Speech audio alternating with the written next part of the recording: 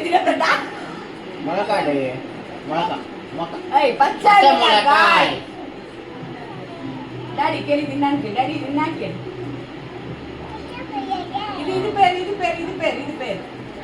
இது பேர் ஆமா இது பேர் அது இது என்னம்மா ஏய் நல்லா சொல்லு இங்க பாரு அம்மா இத பாரு இது என்ன சொல்ல பேர் சொல்லலாம் இங்க பாரு என்ன பாரு இங்க பாரு தண்ணி தேங்காய்